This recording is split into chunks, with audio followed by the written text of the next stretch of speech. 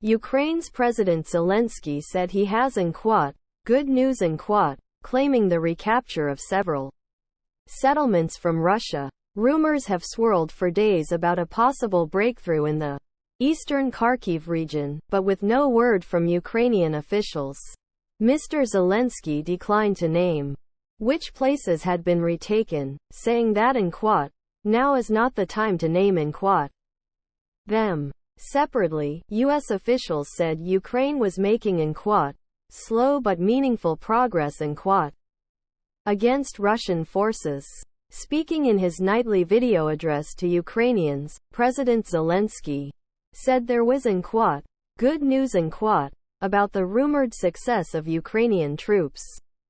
I think every citizen feels proud of our soldiers, he said, naming specific military units and applauding their bravery in combat. But he said, now is not the time to name the settlements to which the Ukrainian flag returns, Ukraine has tightened its operational security in recent weeks, sharing few details about a widely expected counter-offensive in the east and south. Ukrainian soldiers have launched an offensive southeast of Kharkiv, towards the eastern region of Donetsk, over which Russia has maintained substantial military control since the war began 6 months ago. Some reports suggest Ukrainian forces may be a few dozen kilometers from the city of Izium, an important link in Russia's military supply chain. Speaking at an event in the United States, Colin Kahl, the Under-Secretary of Defense for Policy, suggested that Ukrainian forces were performing better than Russian troops in some areas.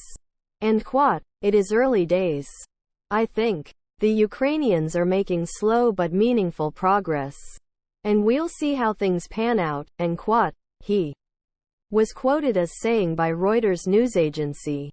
But I certainly think things are going better on the Ukrainian side right now in the south than is true on the Russian side. The situation, however, remains fraught. In its nightly update, the Ukrainian General Staff said on Wednesday that it had repelled all Russian attacks in the Kharkiv and Donetsk regions, but that both sides continued to exchange artillery and airstrikes, damaging a dozen different places.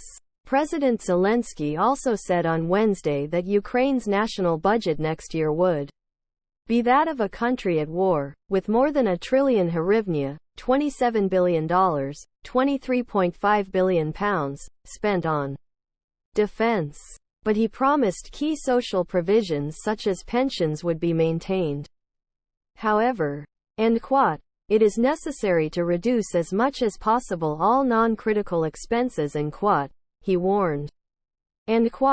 All that does not help defense, does not help the economic development of the country, social and cultural provision of our people Separately, U.S. and UN observers raised concerns over the fate of civilians in Ukraine as the war continues.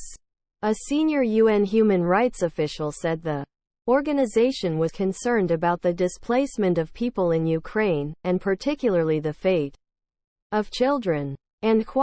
There have been credible allegations of forced transfers of unaccompanied children to Russian-occupied territory, or to the Russian Federation itself, warned Ilza Brands-Karas, Assistant Secretary General for Human Rights.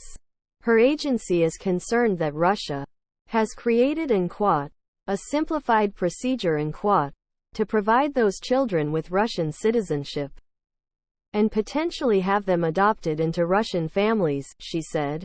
Such moves would breach the Geneva Convention, she added.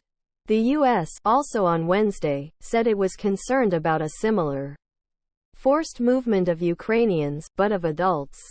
The State Department accused the Kremlin of having lists of Ukrainians to be forced into areas of the country under Russian control as part of what it calls filtration operations.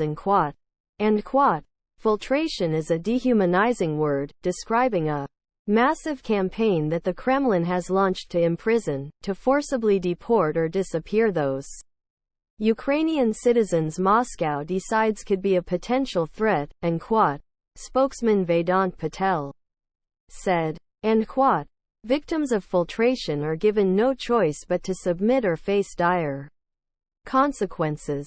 End quote. He described the system as a large-scale and advanced operation involving technology such as facial recognition and phone tracking, and said the U.S. had evidence linking Kremlin officials to the project.